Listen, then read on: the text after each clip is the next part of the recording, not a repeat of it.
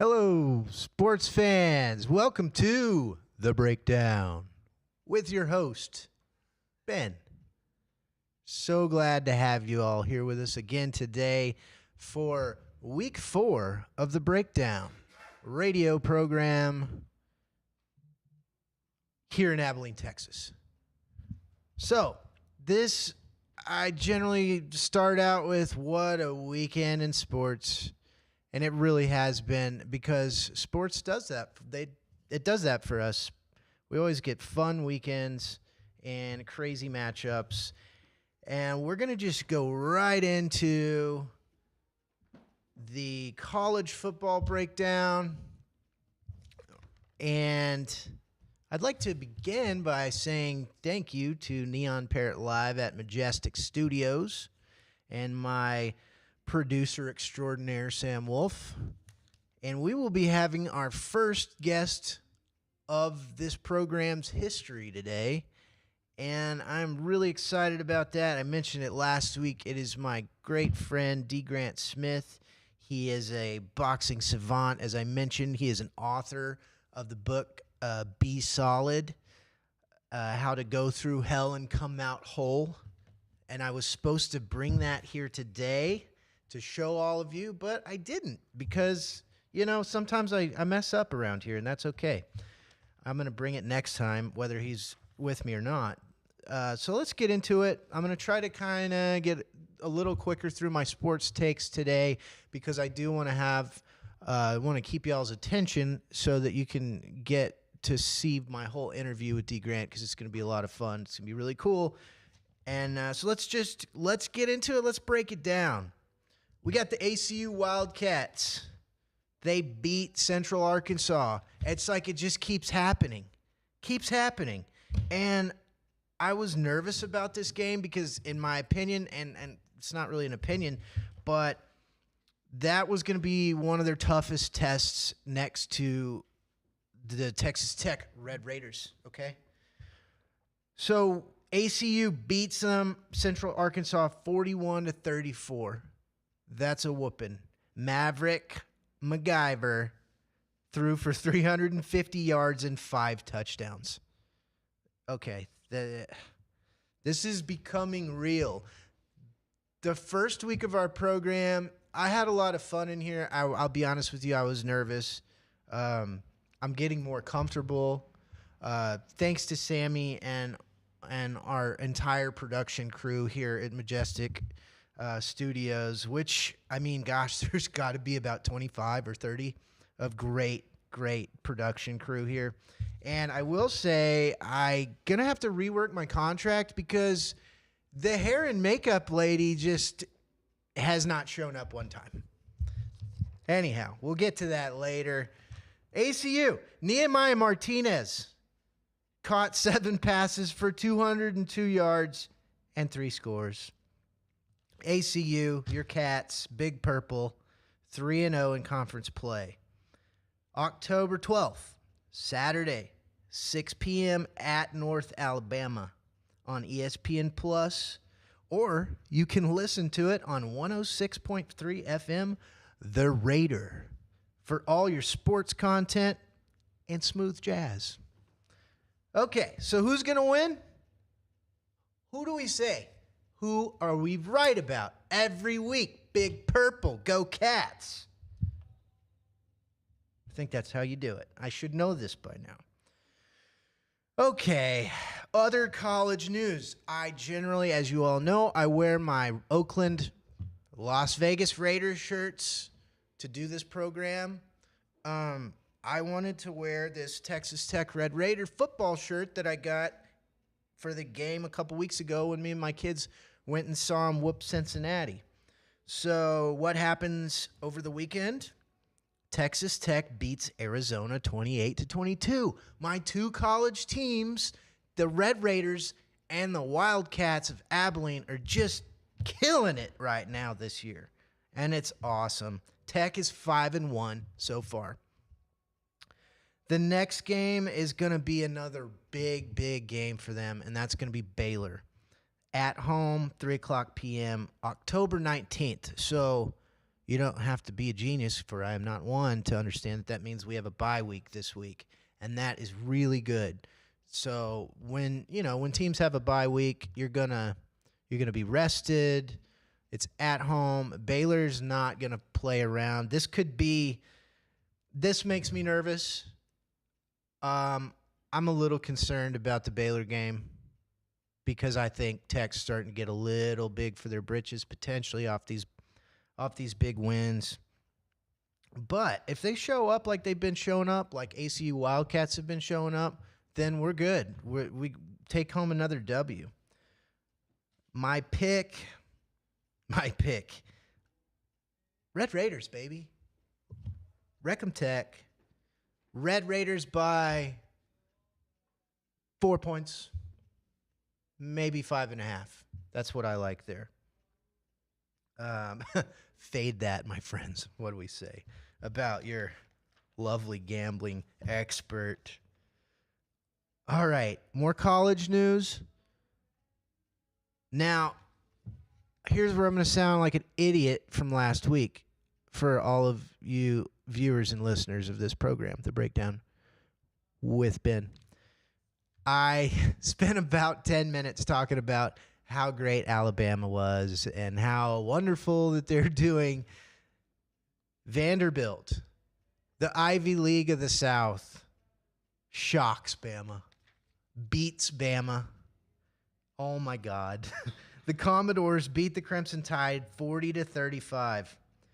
The fans stormed the field, ripped out the field goals, took them on a little walk downtown, and threw them in the river. That's my kind of fan base right there. I love that. We did that. I wasn't there, but when Tech beat Texas many years ago. I was there. Oh, nice. Producer Sam was there? No way. That is so cool. So, yeah, you got to rip a field goal out of the ground. You got to trot it down your big streets and throw it. If you got a river, which we don't in Lubbock, but you throw that damn thing in the river. The fans stormed the field as they do in big college matchups. It happens. It's nothing new.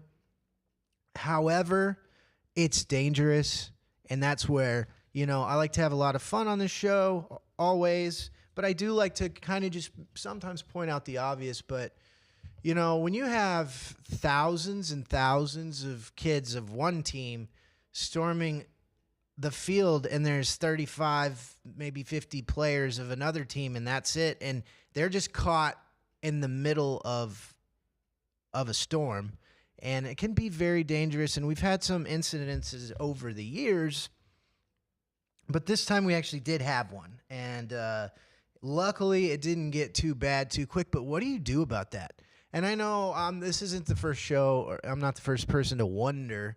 I'm not, I really am curious and how does this not has this not been worse over the years? But the Bama players, one of them I know got into it with a fan, and I don't think anybody got hurt. But, and there's not enough security. You can, I've been in the security business for some years now, and you can't secure 20 to 80,000 people in a bowl. You can't do it. You just got to hope that humanity wins out in those situations, that we're not, back in the days of Rome, and people don't just go to beating each other, but it happens. And so, it's a little easier to control in a college basketball scenario because you're talking about a lot fewer people. But, man, these football games, goodness, man, somebody could get really bad hurt.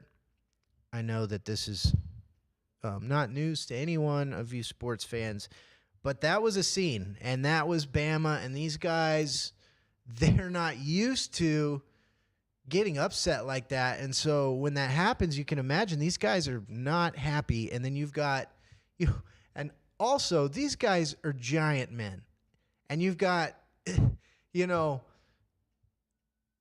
Johnny from from Memphis that weighs $120 and is 5'8", and he's gonna like rush the field, and he bumps up or shoves one of these Bama guys or whatever. That kid could get hurt bad, and then he's gonna sue and press charges on this football player, and that's where I think that this is just dicey, because in my opinion, if that kid reacts and hits somebody or something like that, I mean, is it really his fault? All the emotions going on. Anyways, I just wanted to touch on that because I think that if you guys watch that game, it was absolute chaos in the end. And then you've just got this entire team that's not from there that just got their butts kicked on national TV, and they're pissed and they're upset. And then all of a sudden they're rushed by tens of thousands of drunken kids. So I don't know what you do about that. Hopefully humanity continues to prevail in those situations. That's all I know about that. I guess Saturday, for a little bit, I got a memo. I still get snail mail in my mailbox, and I got this really ugly colored envelope, and it was maroon, and it was Take an Aggie to the Bar Day. Last Saturday was what day it was. And I was like, oh, do I have any Aggies that are friends? I do, actually, believe it or not. So my buddy Blake and I went up for just a few minutes to catch the Aggies, put the whooping, beat the brakes off of Missouri. Missouri's phony. Aggies aren't that good. They're not. Sorry, Blake. I love you, but they're not. But that was a great game. But Missouri, frauds. You're frauds. Your boy Ben should have faded himself on that. I was like, Missouri to cover, no big deal.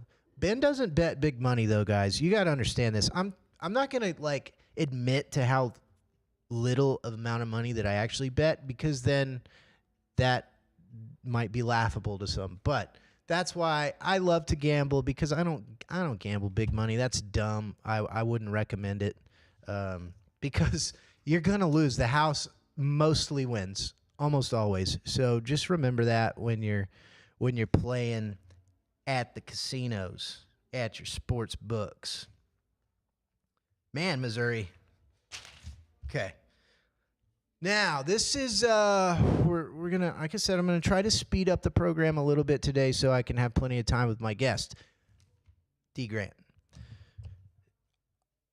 This week, excuse me, let me back it up. Last week, if you recall, I said the Jets, Jets, Jets, are about 3 weeks away from a dumpster fire collapse. I was wrong. It was this week. This is the week that they collapsed and dumpster fired. Oh my God. So why do I talk about the Jets?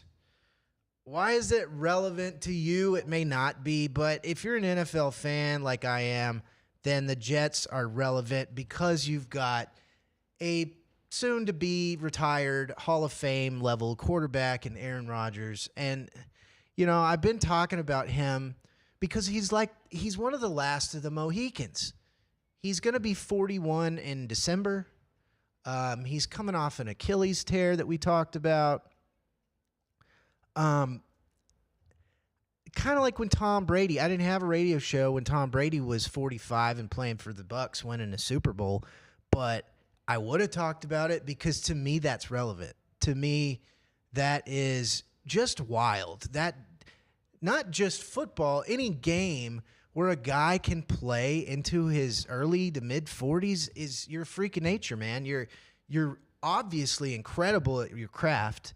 You care about what you put in your body, and you're taking care of yourself. And C, you're incredibly lucky. But to me, it's interesting, and that's why I've been watching the Jets.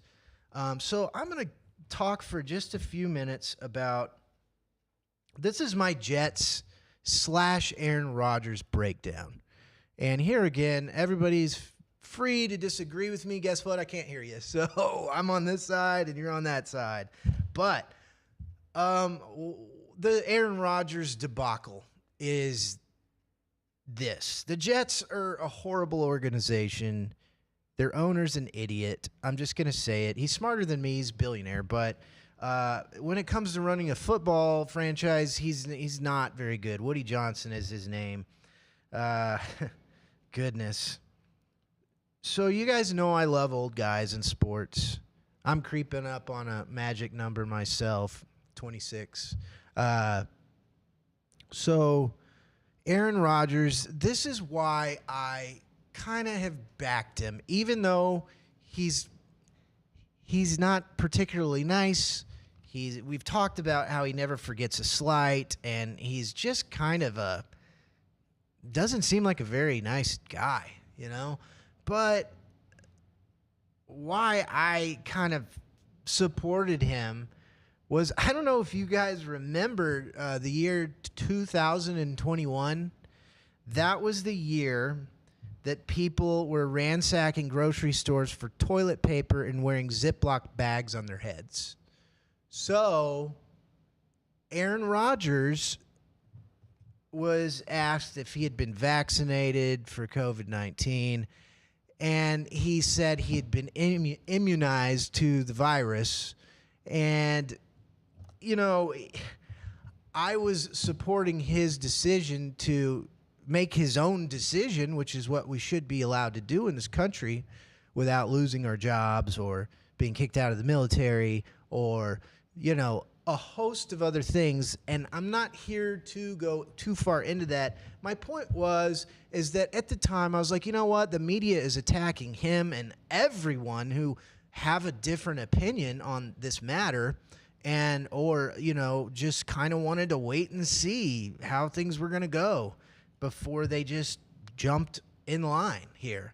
And then as I think about this, so I was kind of like, despite of Aaron Rodgers' kind of attitude and the kind of leader that he is not, quite frankly, on the football field, he's had other coaches fired. I wanted to support him. And then I thought, wait a minute, Rodgers didn't even come out and say, hey, I don't want to do this vaccine right now. He basically just kind of lied and said, I've been immunized and all this other stuff. And as I think back, I'm like, you know what? The guy couldn't even stand up for that. And I was supporting that, you know, supporting him in that decision, which, you know, and then I kind of just backtrack on my thoughts of this guy. The guy's a jerk. I don't like him. And that might be not news to anybody else. I know he's not a fan favorite really, but, you know, after the loss to the Vikings 23-17 this week, Woody Johnson tells Robert Saleh, the head coach, you're gone, bud. See ya. After 5 games. And then Aaron is interviewed and he says, I had nothing to do with that. I love Robert. I don't know what you guys are talking about. I resent the fact that you guys think that I had anything to do with his firing. Well, here we go again with this guy. So what I used to think about Aaron versus what I think about him now, you know, is changed quite dramatically. And I think the guy's a prick. I'll just say it. I'm going to finish and close this segment about the Jets and Rodgers with, this is the week that on the breakdown we bury the Jets. The Jets are no longer relevant this year, and they're no longer relevant to me because, you know what? I don't have to root for every old guy just because they're the old guy. And that's something that I came to a revelation of today. So, goodbye, Jets. Here's a flower for your grave. Good luck being irrelevant in the National Football League once again. Peace, Jets. Okay, now, our regional boys, NFL Cowboys. The Cowboys cowboyed in the best fashion. Now, my son was just devastated, and it was late because the game was on a weather delay, and it didn't start until very late. and it didn't end until very late. And everybody was asleep in the house, and I was like, Jonah, you can't yell when this touchdown pass happens that Dak's about to throw. And he did pretty good, not getting too upset. But the Cowboys beat the Steelers 20-17. They gave it all they had to win that game. And Dak, he looked really good. And you know what? He should be, because he's getting paid $240 million. So, yeah, play good, Dak. Way to go, Dak. Yeah. Oh, my God. So, glad that the $240 million man showed up and played a great game. Dallas is now 3-2, as well as the Steelers. They cowboyed because that was a game, in my opinion, that they shouldn't have won. Because it's the Steelers. You're in Pittsburgh. But they pulled out the victory, and that's how the Cowboys can cowboy, okay? So now Dallas hosts Detroit Lions this weekend. The Lions are coming off a bye week. That, to me, spells danger, Cowboys fans. Danger. The kneecap-biting head coach is coming in there, and he's wanting to take scalps. Because I don't know if y'all remember I know the Cowboys fans do, what happened last year. That Detroit Cowboys game ended not so good for the Lions. The Lions are going to be rested. And the Cowboys, as I just mentioned, they gave everything they had in the tank for that win. And yikes. This is where, if the Cowboys beat the Lions, then if they beat the Lions, and the Lions coming off a bye week like that, I've got to reconsider who are the Cowboys this year? Are they going to surprise me and everybody else here on the breakdown? They may. As I like to pick on the Cowboys, I doubt it, but we'll see. Ben's pick, Detroit's favored by 3 points. Over-unders at 52.5. I think the Lions win by at least a touchdown here, because I just think I'll hand it to the Cowboys. I love to give them a hard time because it's fun. But they played one hell of a game this week. So I don't see how they beat the Lions this weekend. But if they do, you should probably fade me. Take that plus 3 points. Put a little burrito on that. Okay, now we're getting through the show here. My adopted teams, one of my favorite things to do. The Bears, Jenna, D-Rock, Big Frank, another victory for the Bears. I think it's me. I think that Chicago needs to thank your boy Ben here in Abilene, Texas. All of you, right here. I am your biggest outside of Chicago fan. I am single-handedly turning and righting the ship of the Chicago Bears. Big Frank, you know it's true. You know it is true when I say that. The Bears beat the brakes off the Panthers 36-10. Last weekend, I predicted this. I said Bears by 100. Might as well have been 100. Bears win. Bears win. Caleb Williams is looking good. He's looking real good, baby. We got Bears versus... Okay, now here... Okay, that was my really super excited take for my Bears, my adopted team, Bears. Victory, another victory. Caleb Williams is looking great. But now here's what we got. And this is where your boy has problems with all this. The Bears versus the Jaguars on Sunday in London, England. I hate this. I hate these international games. It's the worst. You're putting these teams on airplanes and they're flying across the Atlantic Ocean. And sometimes earlier in the season, I think it was the opening week, they played in Brazil. And this is not fake news, by the way. They played in Brazil. They were basically told by authorities to not leave their hotel because of all the street gang violence in, was it Sao Paulo or the other city, whatever. It's a freaking war zone down there. And this is a cash grab. This is an NFL cash grab. They have soccer. You have football over there already. They're never gonna like fully adopt our sport and make it their own. This is about money. This is about money. Dollar signs. I hate it because they're not great games. They're just not great games. And it sucks as a bettor because you don't know what to do. The Bears should at home, which is they're at home in London, right? They should beat the Jaguars this weekend because the Bears are beating people and they're in London. I don't know what that does to these guys. I know that it affects people in different ways. I know that they get there early. I've been to London. It's a long plane ride.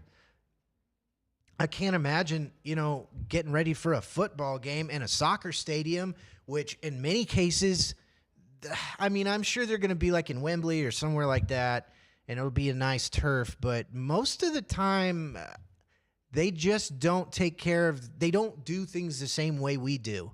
And in some ways, that's good. And in many ways, I don't think it's good coming from a pro football standpoint. So international games, hate them.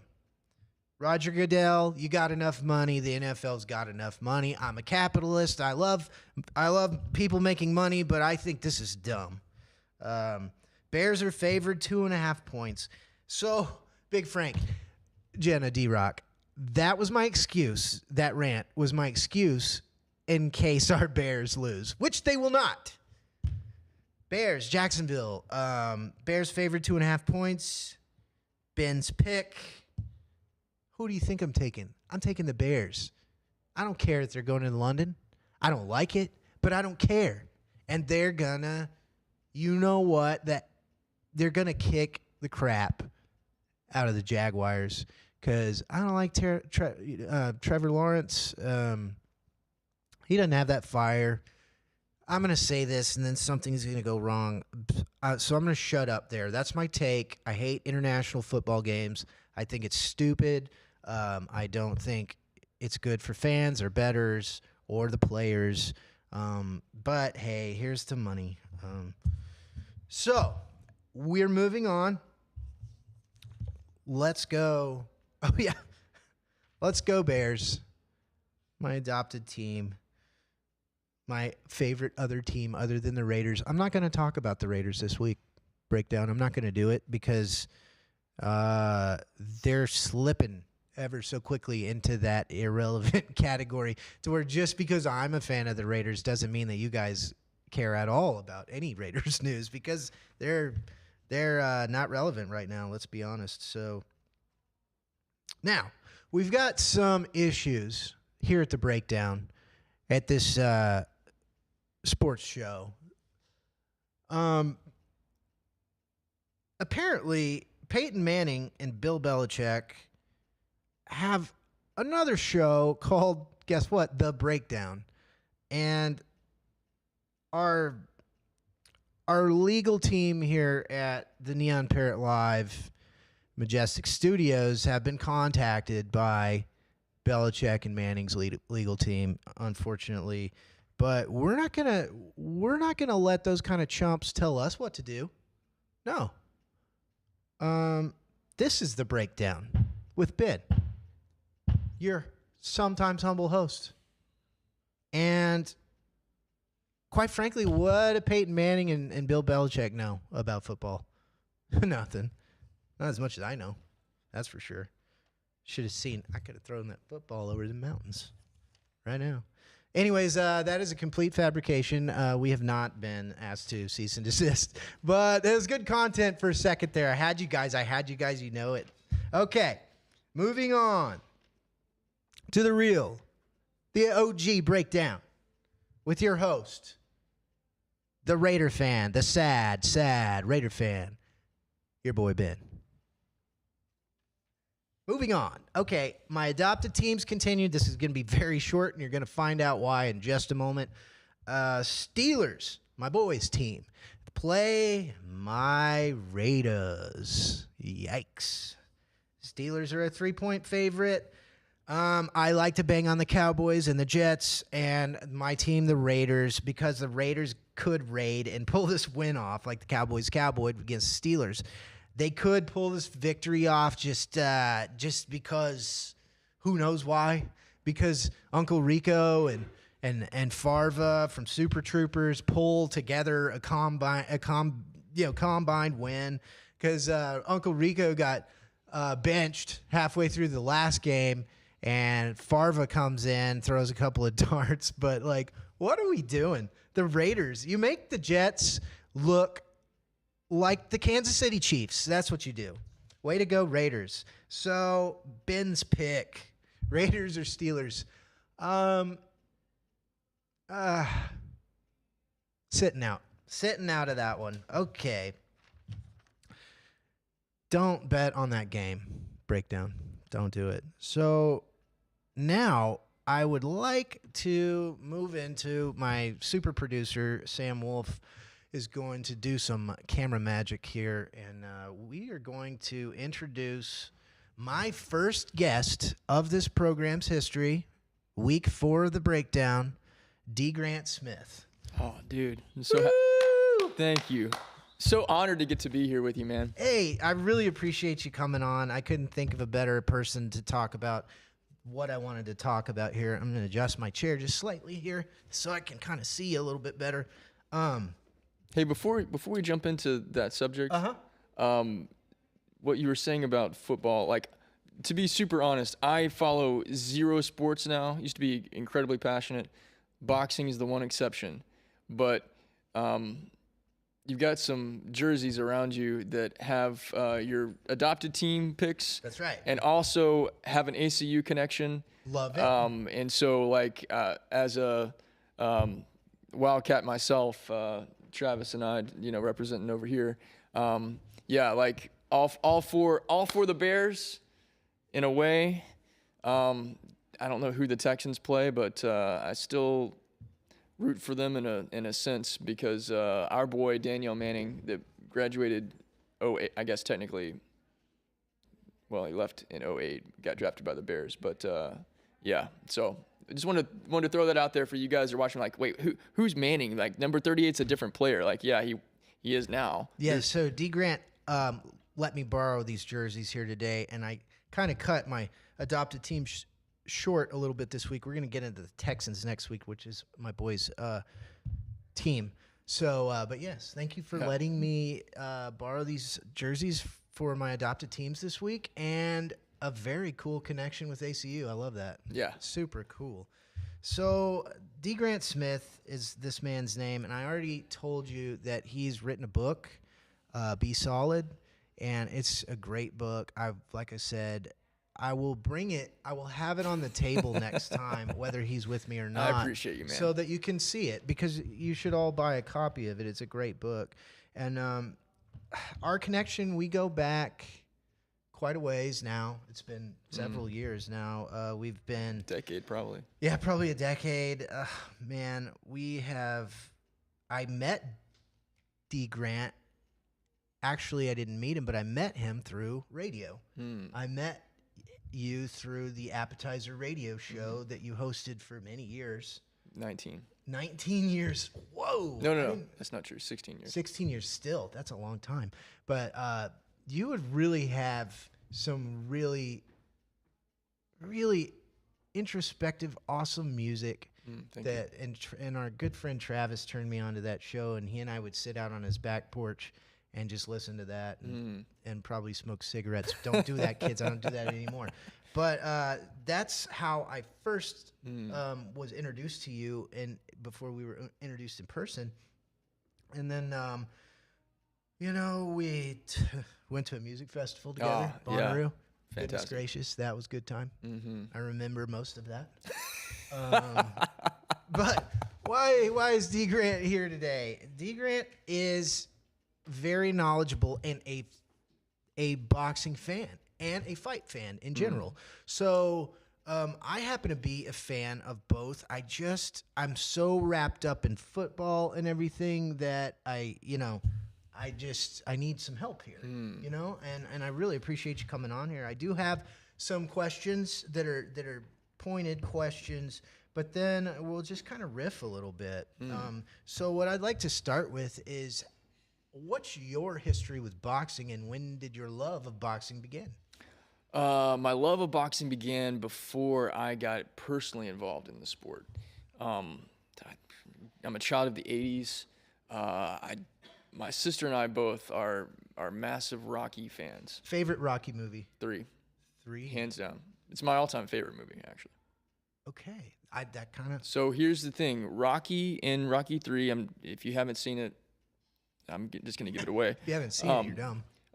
Rocky starts out the movie. He's the champion. He's beaten Apollo Creed, pulled the impossible, and then he goes on a 10-fight win streak defending his title. And while he's defending his title, he thinks that he's the best guy in the world. And the up-and-coming guy to challenge him, Clubber Lang, played by Mr. T, is vicious and just mowing through guys. And Mickey's watching this going, crap, I got to protect Rocky from this guy. When Rocky announces that he's going to retire after the city gives him a statue, Clubber Lang's there and calls him out. And he's like, "You can't retire. No. You've been avoiding me this entire time. I'm the best. I'm the real champion. You're just you're a wannabe." And Rocky's like, "I'll fight you anytime, anywhere." And Mickey's like, "I'm not doing that. You can fight him, but you're not fighting him with me." And Rocky talks him into it. But in that conversation, Mickey reveals, I haven't matched you up with the best of the best. All of your title defenses, they were legitimate fighters, but they weren't killers like this guy. He will knock you to tomorrow. Those are his lines in the movie. And Rocky trains, but he doesn't train with the severity and the intensity that he trained against to fight Apollo Creed either time. When he fights Clubber Lang, he gets his butt handed to him, knockout in the second round. And Mickey dies of a heart attack. Oh, that's right. So, but Apollo can't sit with that, because Apollo's like, I was the best of the best, and you got beat by this guy. That doesn't make me look good. I know there's more in your tank than that. So come back, rematch, let me train you.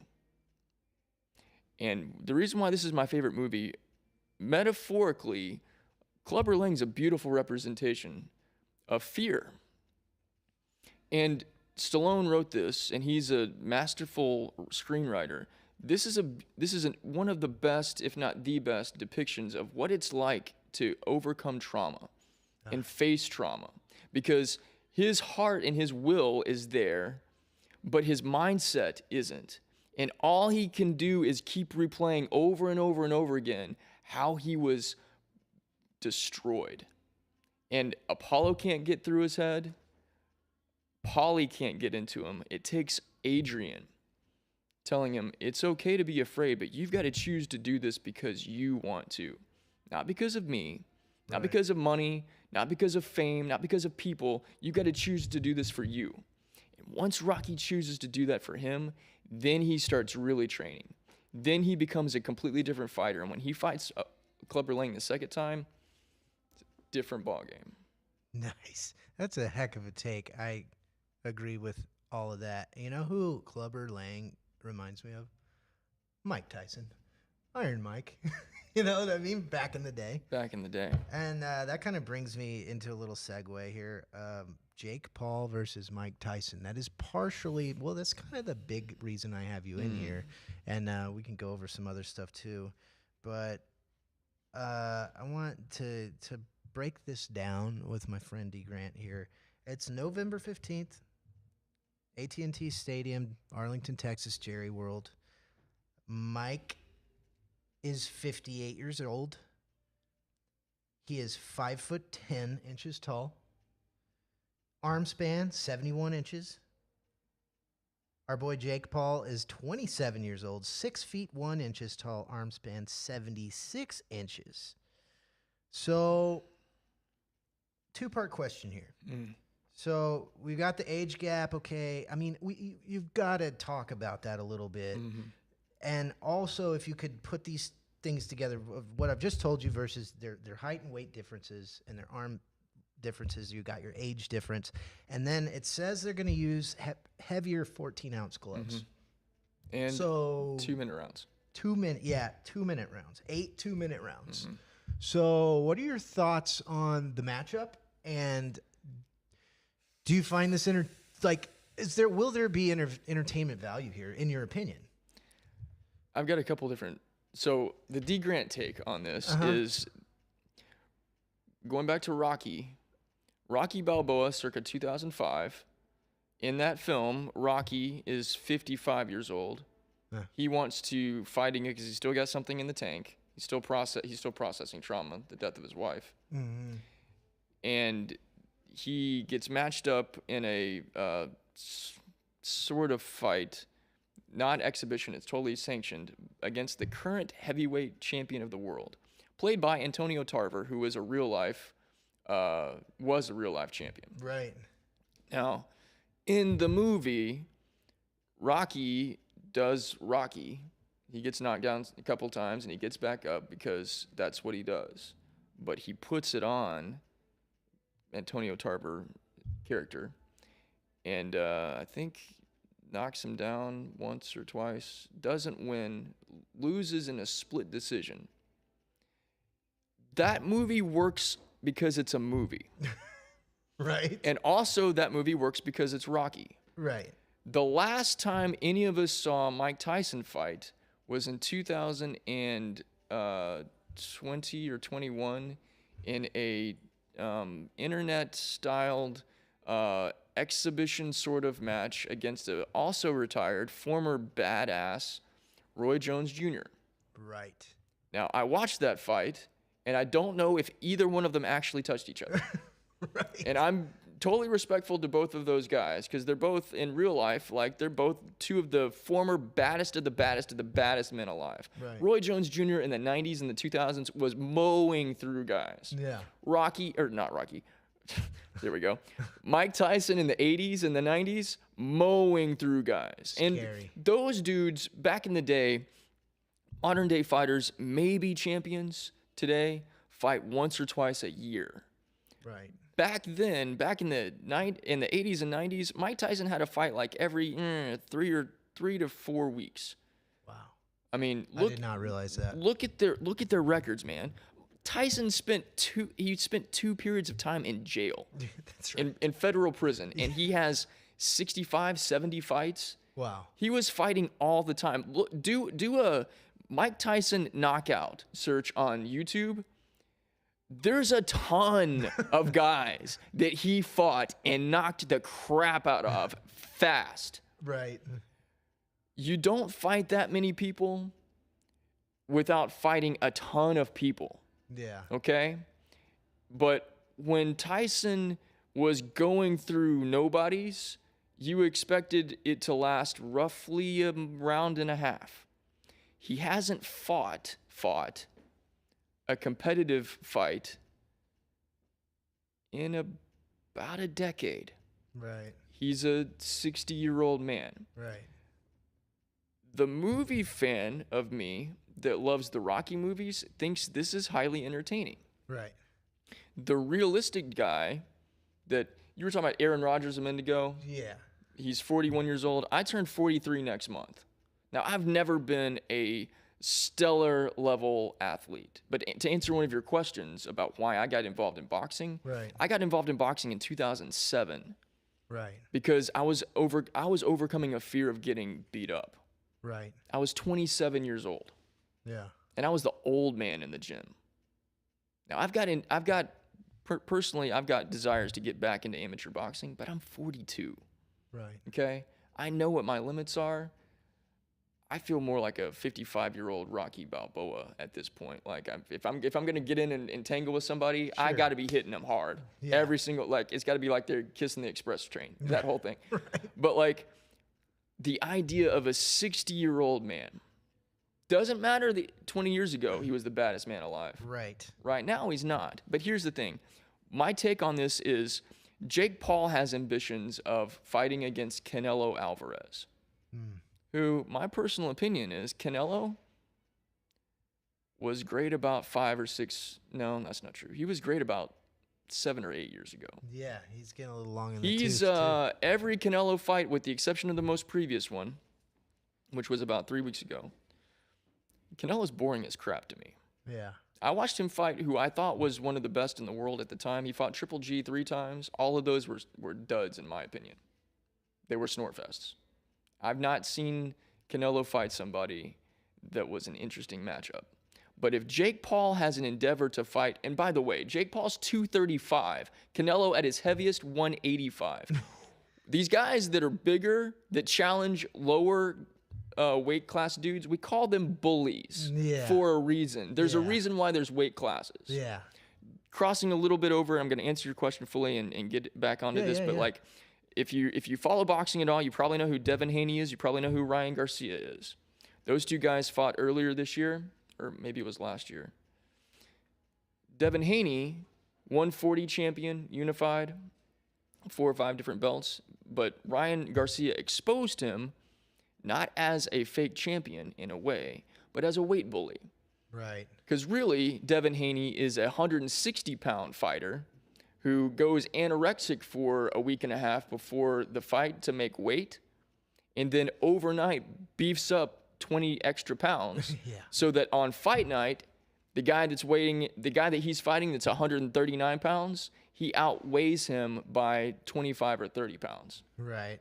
Ryan Garcia did the same thing to him and knocked the crap out of him. I rewatched that fight, though, a couple days ago. No offense to Ryan Garcia. It's just trash fighting. Yeah. There's a reason why Tank Davis beat the crap out of him. Yeah. Tank's my boy, but like, all of this to say, from an entertainment standpoint, there's entertainment in watching Jake Paul, who is a no fighter in that he hasn't fought anybody but one professional boxer and lost by decision. Right. At 27 years old, fighting against the former baddest man alive. If Jake wins, he gets to say, I beat the baddest man on the planet. He's not going to say, I beat the baddest man on the planet 20 years past his prime. Right. He's going to say, I beat the baddest man on the planet. I'm a legit fighter, and I brought in $300 million in pay-per-view buys, so I can sign this thing. Come on, Canelo. Before you retire, fight me. Yeah. There's entertainment there, but is it actually boxing at this point, or is it a little bit of WWE kind of stuff that's different? That brings me to my next question. Could this be rigged? Your thoughts? Supposedly, Tyson said that there was some performance drama involved in this in an interview that he did. I don't know. To me, that's speculative at best. I want to believe that a guy that has stood toe-to-toe with some of the best in the world in history.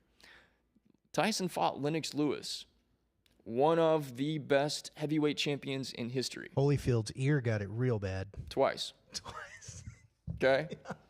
But, I mean, Tyson also beat Larry Holmes, who had beaten Muhammad Ali.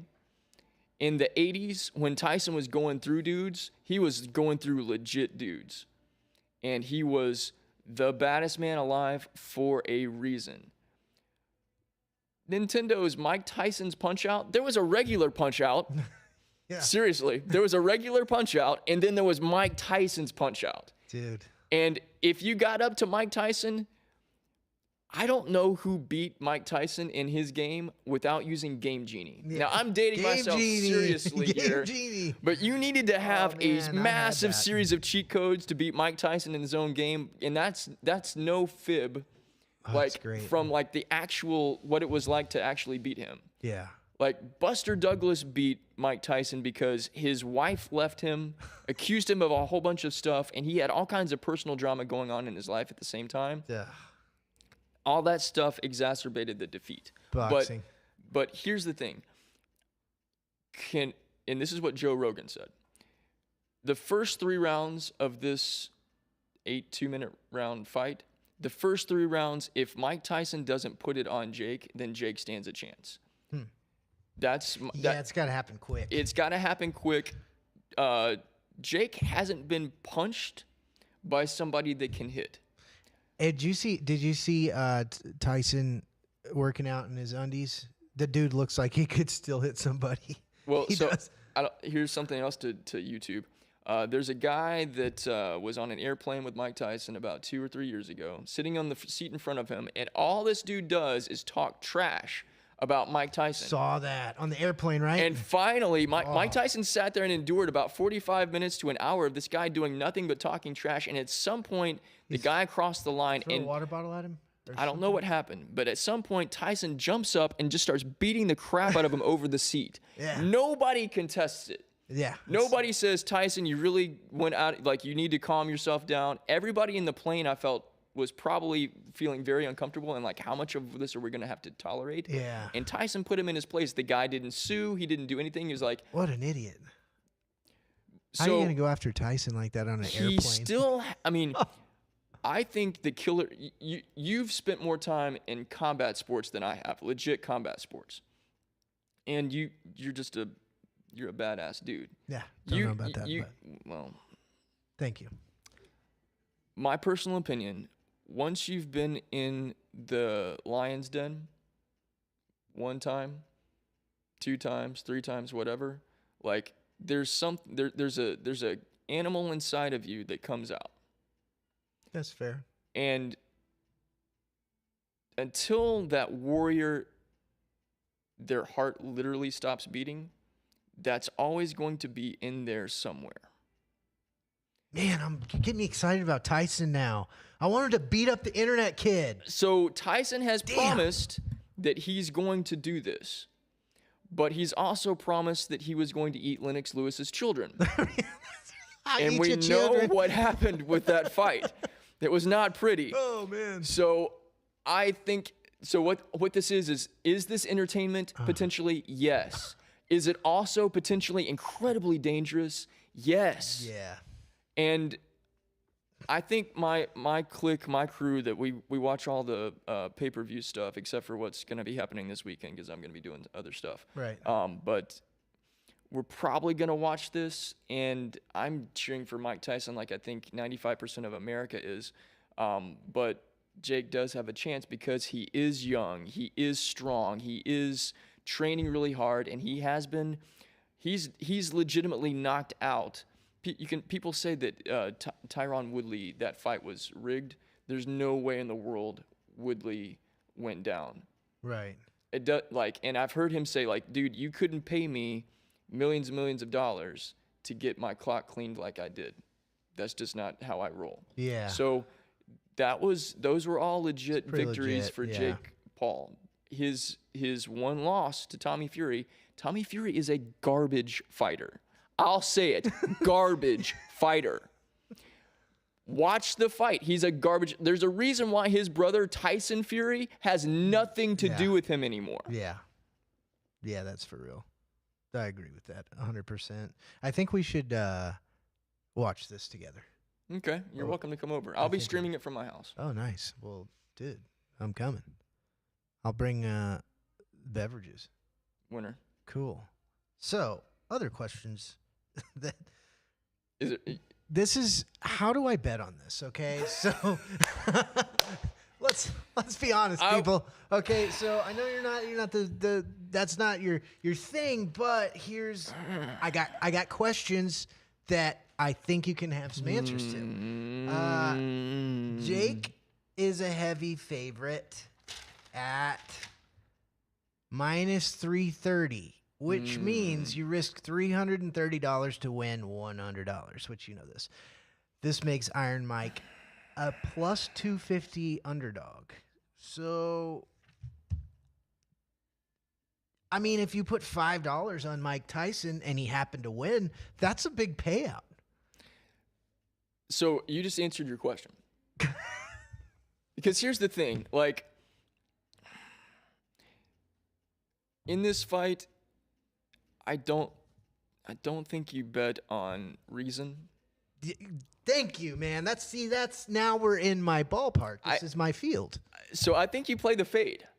Fade. Okay? I think you play, but you're not fading Ben. Not fading me. You're not fading Ben. You're fading the line. Yes. I love this. Because Getting chills, guys. Whew. because you take your lunch money, Yeah. your allowance money, Yeah. whether that's $5, $10, $20, Yeah. but that's the cap. That's it. Okay, that's it. the No cap. More. No more. Don't do because Not dinner money. now this is just like potluck, whatever. Right. Crapshoot. You stand to lose nothing. You stand to gain something. Love it. And if it's entertaining, you get that as a plus.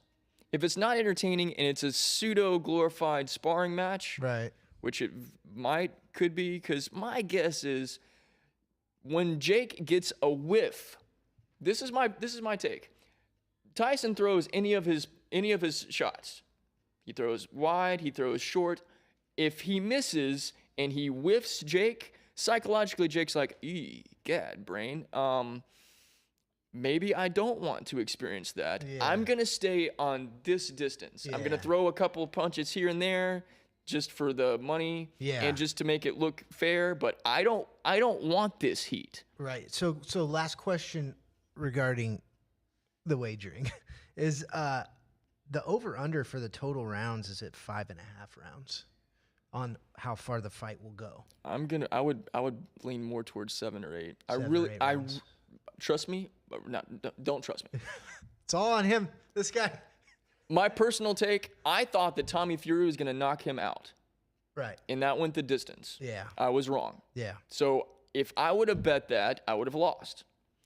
I thought that I would never bet against Tank Davis because that's just stupidity.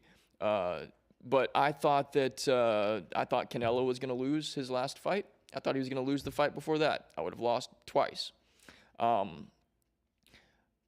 I would imagine. So you can please fade me. I'm probably going You to see be this 9,000% wrong. Breakdown people. Yes. My guess is this fight either ends in the first 3 rounds by knockout, Tyson, or it goes the distance, and it's a decision victory for Jake. So one could lay a tasty little wager on your Tyson money line and go over the 5.5 rounds. Mm-hmm. And then, 50-50 kind of maybe there, huh? My guess is if you bet on Tyson, you're probably going to make anywhere between $50 and $200. Yeah, for like $5. But if you bet on Jake, You're gonna have to put real money down. well, that and that's just it's a knock against humanity. So so don't do it. Love it. Well, D. Grant, thank you so much for being here today. This has been so much fun. This has been. Thank you so much for having me. I plan on D. Grant being a recurring guest for these fights, whether it be MMA or WWE matchups like we have in Tyson and Jake Paul. Kidding. Yeah. And obviously boxing is going to be where I'm really going to bring him in here. And I just thank you again. This was just awesome. And thank you to the Neon Parrot Live at Majestic Studios, my super producer extraordinaire, Sam Wolf, and all of the production team. We couldn't do it without all you guys. And y'all have a great night. We're out. Sorry if I went too long.